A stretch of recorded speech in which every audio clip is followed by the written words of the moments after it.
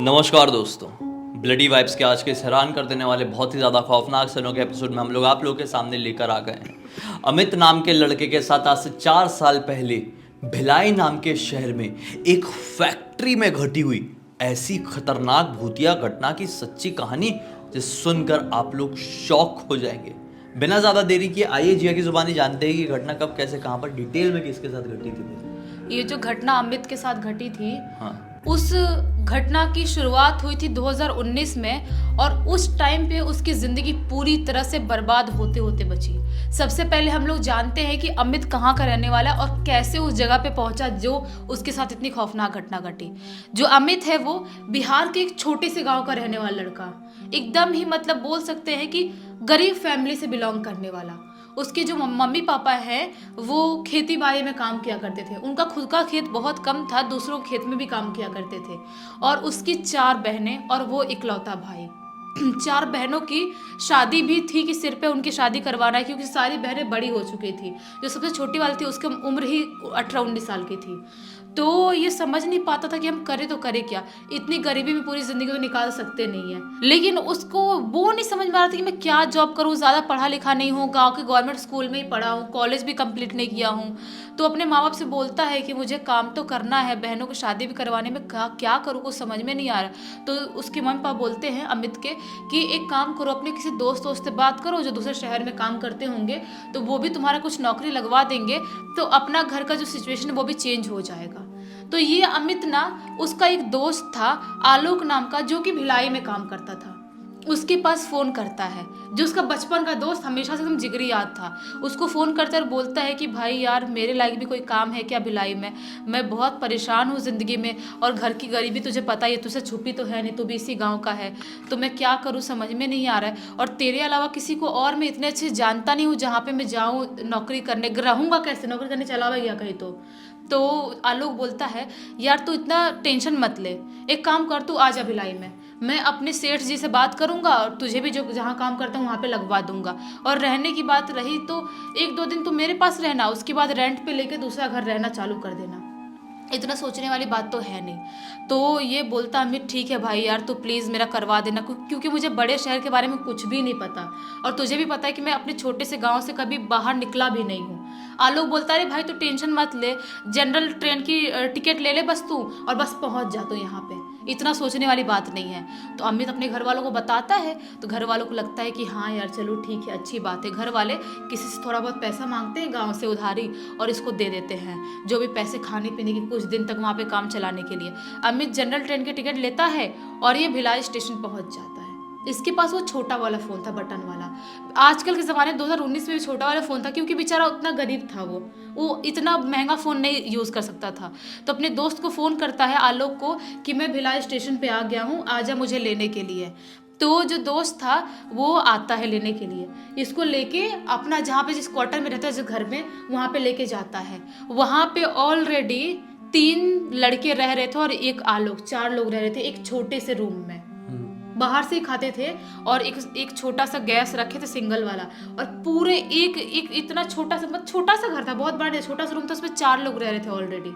अमित देखता है और टेंशन में जाता है कि भाई हमारे गांव में जो हमारा घर है, हम कितने भी गरीब हैं इससे बहुत ज़्यादा बड़ा है, और इतने छोटे रूम में 4-4 लोग रहते कैसे हैं, सोते कैसे मैनेज करते हैं। तो आलोक बोलता है देख भाई अब ज़िंदगी ऐसी ही निकलती है, शहर में आओ काम वाम करने, तो तुझे भी 1-2 दिन यहीं रहना पड़ेगा, उसके बाद तू अपने घर वर का देख। तो अमित बोलता है एक काम कर भाई तू मेरे लिए घर वर का पता लगा दे, मैं 1-2 दिन तक रह लूँगा, लेकिन इतने लड़कों के साथ नहीं रह पाऊँगा। तो जो आलोक था वो, उसकी ना 1-2 लोगों से पहचान थी। सबसे पहले तो इसको अपनी फैक्ट्री में लेके जाता, जो सीमेंट फैक्ट्री थी जहाँ पे काम था इसका, जो काम करता था आलोक, वहाँ ले जाता, अपने सेठ जी से मिलवाता है। तो सेठ जी इसको भी काम पे रख लेते हैं और बताते हैं कि इतने इतने पैसे मिलेंगे। उसके बाद आलोक ना एक ऑटो वाले अंकल को जानता था, जिनका मतलब घर जहाँ पे काम करता था ना वहाँ से 20 किलोमीटर दूर था। लेकिन इसके पास इतने पैसे थे नहीं कि शहर में रहेगा और ज़्यादा पैसे देगा रेंट वेंट का। तो 20 किलोमीटर जो घर दिखाने के लिए आलोक इसको ले गया अमित को, वो घर इसको काफ़ी जम जाता है। क्योंकि थोड़ा आउटर एरिया में था। एक रूम था और बाथरूम किचन आर के टाइप का बोलते हैं, आर के टाइप था, तो एक साथ ही था, लेकिन एक इंसान के रहने के लिए काफ़ी था। तो वो जो अंकल थे, जो ओनर थे उस घर के, उनसे बात करता है अमित, अपने बताता है मजबूरी के बारे में कि अंकल मेरे पास इतने पैसे नहीं हैं, आप रेंट वेंट का थोड़ा सा ऊपर नीचे आगे पीछे थोड़ा चलेगा तो आप देख लेना, थोड़ा बहुत लेट भी होगा। तो जो अंकल थे ना, जो ओनर, बहुत अच्छे थे, बहुत अच्छे। और जो अंकल थे ना, वो ऑटो चलाते थे। और अंकल के भी मतलब बहुत ज़्यादा पैसे वाले नहीं थे। उनका ना जो ऊपर वाला फ्लोर था वो रेंट पे दे के रखे थे, और नीचे वाले फ्लोर में खुद अपनी फैमिली के साथ रहा करते थे, और ऑटो चला के और रेंट से अपने घर का गुजारा कर रहे थे, उनके बच्चे पढ़ाई कर रहे थे, ऐसा वाला था। तो अमित जो था अपना सामान ले जाके उस नए घर में रहना स्टार्ट कर देता है।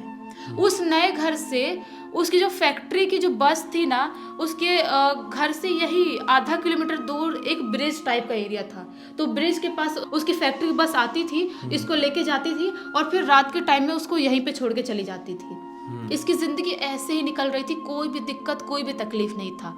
लेकिन कुछ टाइम बाद, 15 दिन बाद, क्या पता चलता है इसको कि जो मेरा ड्यूटी जो दिन का चल रहा है मेरा काम, वो चेंज करके मुझे रात की ड्यूटी में डाल रहे हैं।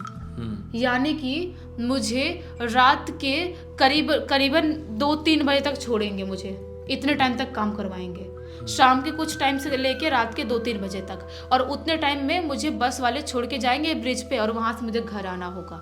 जब ये बात होती है थोड़ा टेंशन में आता है कि रात में जागने की आदत है नहीं, रात में काम करना पड़ेगा। अपने जो ओनर थे, जो ऑटो वाले अंकल, उनसे बताता है कि अंकल मेरा ऐसे जॉब का हो गया है, तो रात में मैं लेट आया करूँगा। तो अंकल उसको जो चीज़ बताते हैं ना, उसकी वजह से डर जाता है। अंकल क्या बोलते हैं, तो ठीक है, तो रात में तो आएगा, कोई बात नहीं, वो ब्रिज पे आएगा, लेकिन उस ब्रिज पे तू आगे पीछे और कहीं पर भी मुड़ के मत देखना, और कोई भी कुछ बोलता है आप रिस्पॉन्स मत करना। ये बोलता है क्यों? अगर कोई पहचान का मिल गया और बोल रहा है तो पीछे तो मुड़ूंगा ही ना, उसमें कौन सी बड़ी बात है। तो अंकल बोलते हैं, ऑटो वाले अंकल, की नहीं बेटा, तू वहाँ पे अगर मुड़ के देख लिया तूने तो समझ ले कि पूरी ज़िंदगी बर्बाद हो जाएगी। ये पूछने की कोशिश करते हैं, क्या हुआ अंकल, ऐसे आप क्यों बात कर रहे हो, वहाँ पे क्या प्रॉब्लम है? तो अंकल ज़्यादा कुछ नहीं बताते, बोलते बेटा बस समझ ले तू, वो ब्रिज भूतिया है, इतना समझ ले, और ज़्यादा कुछ मत समझ, और इतना सोच भी मत, डरना मत, कुछ भी हो जाए, डरने की बात नहीं है। मैं भी ऑटो चलाता हूँ, रात बिरात आता हूँ वहाँ से, लेकिन डरता नहीं हूँ मैं। जो डरता है वो समझ ले गया, उसके ऊपर असली तरीके से कोई भी चीज़ हावी होती है। हाँ, तो जो अपना अमित था वो इस बात को ज़्यादा ध्यान नहीं देता है, क्योंकि भूत प्रेत मानता था लेकिन इतना डरता नहीं था। उसको पता था कि डरूंगा तो मेरी चीज़ें हावी होगी मेरे ऊपर, तो वो रोज़ अपने जॉब पे जाने लगा। लेकिन एक दिन क्या होता है कि रात के तकरीबन 2:30 बजे करीब उसी जो कंपनी की बस थी ना, वो ब्रिज पे छोड़ती है, और वहाँ से वो चल के अपने घर की तरफ आने लगता है। लेकिन वो जो रात थी ना, वो नॉर्मल रात नहीं थी। उस दिन काफ़ी बिजली कड़क रही थी और धीरे धीरे बूंदाबांदी बारिश हो रही थी। वो जो मंजर था ना उस टाइम का, बहुत ही खौफनाक दिखाई दे रहा था, क्योंकि जो स्ट्रीट लाइट लगी हुई थी ना रोड पे, वो भी 1-2 बंद चालू हो रही, जैसे बारिश में होती है, और ना दूर दूर से लाइट रोशनी समझ में आ रही थी। ये बहुत अंधेरा वाला माहौल हो गया था। तो थोड़ा सा घबरा गया था कि अरे यार, कंपनी की बस वाले यहीं पे छोड़ दिए और यहाँ से आधा किलोमीटर दूर मुझे चल के घर तक जाना पड़ेगा। थोड़ी घबराहट हो रही थी, लेकिन हिम्मत बनाते हुए वो वहाँ से चल के घर आ रहा होता है। लेकिन जैसे ही वो ब्रिज के ऊपर चढ़ता है, वैसे ही उसे लिटरली ऐसा महसूस होता है कि कोई मेरे यहाँ पे बैठ गया। यहाँ पे ऐसे प्रॉपर कोई बैठता ना, ऐसा पैर रख के कंधे पे, वैसा कोई बैठ गया। वो घबरा जाता है, और जो वजन था ना उसके यहाँ पे, वो बहुत भारी हो जाता है।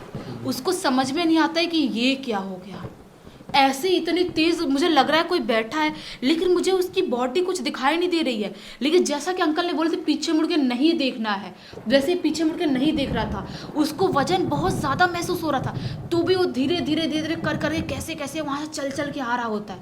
लेकिन तभी उससे महसूस होने लगता है कि कोई तो है जो मेरे पीछे चल रहा है। जैसे बोलते ना, पैर की आवाज़ खस या चप्पल की आवाज़ होती है, महसूस होना कि कोई हमारे आगे पीछे चल रहा है, ऐसा महसूस होता है। हाँ, ऐसा महसूस हुआ कोई तो चल रहा है पीछे, लेकिन वो मेरे से आगे नहीं आ रहा है, और शायद वो चीज़ चाह रही है कि मैं पीछे मुड़ के देखूं।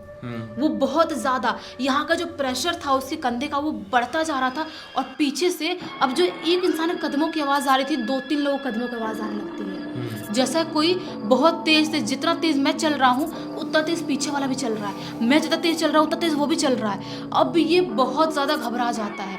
और सबसे ज़्यादा वियर्ड चीज़ इसके साथ पता है क्या हो रही थी, ये इतना चल रहा था, वहाँ से निकलने की कोशिश कर रहा था, लेकिन वो ब्रिज से बाहर निकल ही नहीं पा रहा था। लूप में फंस गया था ब्रिज। वो एक लूप में फंस गया था। वहां से बहुत कोशिश कर रहा था कि मैं निकल जाऊं निकल जाऊं। बहुत चल रहा चलते चलते पसीना आ गया उसे, बारिश में पसीना आ गया, सोचो। पसीना आ गया, गिरने ऐसा हो रहा है, चक्कर आ रहा है, लेकिन हिम्मत बना के चल रहा है।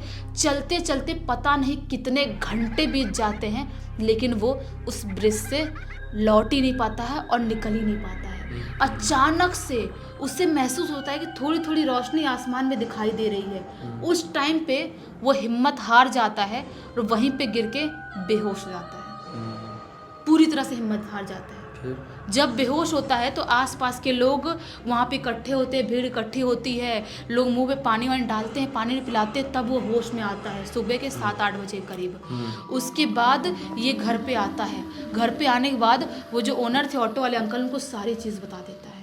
अंकल घबरा जाते हैं, बोलते हैं बेटा देख, कुछ भी हो जाए तू रात के टाइम में अब उस ब्रिज से मत आया जाया कर, वो ब्रिज नॉर्मल नहीं है, बहुत ही ज़्यादा भूतिया, मैं तुझे पहले भी बता चुका हूँ। तो पूछता अपना अमित कि अंकल लेकिन वो ब्रिज भूतिया बना कैसे, क्या प्रॉब्लम है आखिर उस जगह पे।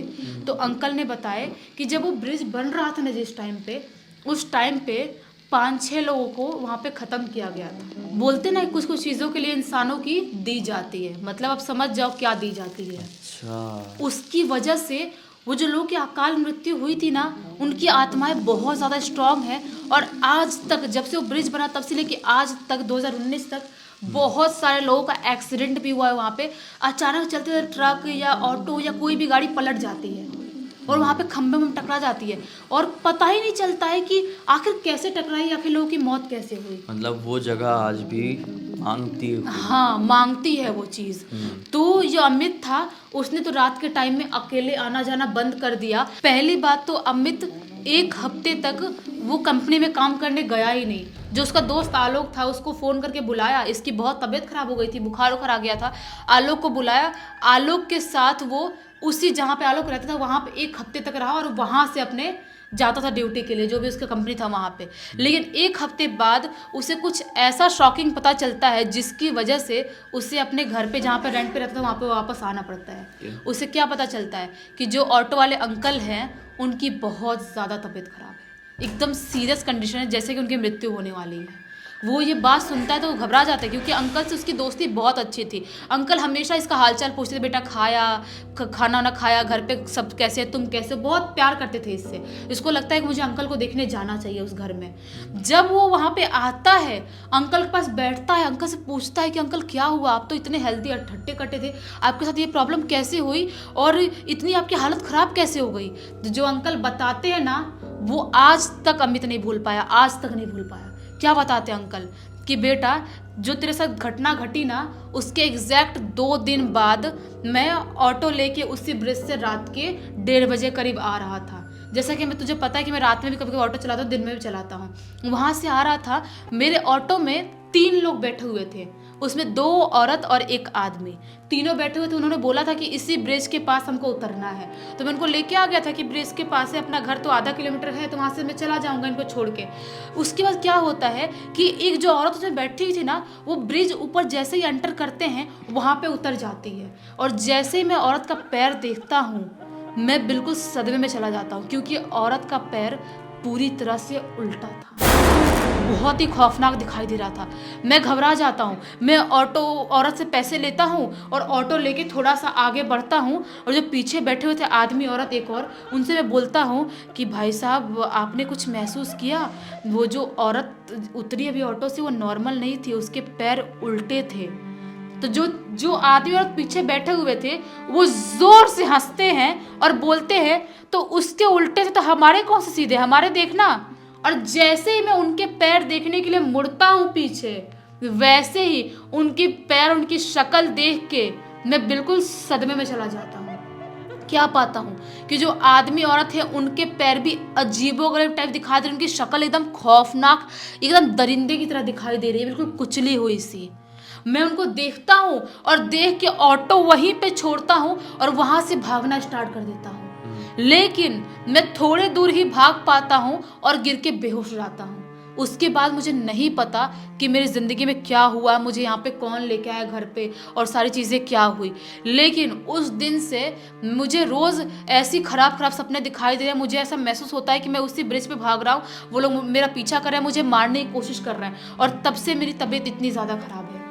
जब ये अमित बात सुनता है वो घबरा जाता है कि बाप रे, यहाँ पे रहना तो बहुत मुश्किल है, क्योंकि ये ब्रिज आने जाने वाले लोगों को जिंदा नहीं छोड़ता है और अंकल की हालत इतनी ज़्यादा ख़राब है। तो अपना सामान लेता है, अपना सामान लेके अपने दोस्त आलोक के यहाँ शिफ्ट हो जाता है। शिफ्ट होता है, उसके 3 दिन बाद ही जो अंकल की वाइफ थी उनका कॉल जाता है कि जो अंकल थे वो अब नहीं रहे, उनकी मृत्यु हो गई है।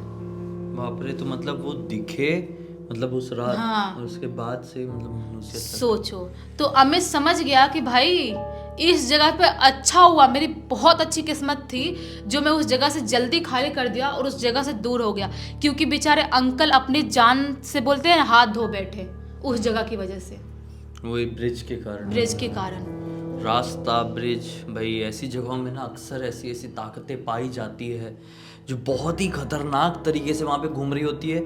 और जो आत्मा है, जो प्रेत आत्मा है, अगर रास्ते में भटक रही है, कोई ब्रिज में भटक रही है, समझ जाओ वो इतनी तड़प रही है ना कि रास्ते में कोई भी मिलेगा उन्हें अपना शिकार बनाएंगी ही बनाएगी। क्योंकि जो एकदम थोड़ी शांत आत्माएं होती है ना, वो ऐसी जगहों पर रहती है जहाँ से उनकी वजह से किसी को डिस्टर्ब ना हो, जैसे घरों में, खंडरों में, अपने कब्रिस्तान के आसपास रहने बिल्डिंग में नॉर्मली। लेकिन जिनको नुकसान पहुंचाना है वो ही ऐसा सड़क पे निकलती है भाई। भटकती रहती है वो, हर टाइम शिकार के तलाश में रहती है, कोई तो मिल जाए जिसको हम चपेट दे ऐसे। क्योंकि उनका खुद का इतिहास बहुत खतरनाक रहता है। और उनका तो जो वहाँ पे आत्माएं ऑलरेडी थी पहले से, वो उनके साथ तो बुरा हुआ था, वो तो और तड़पती हुई आत्माएं थी।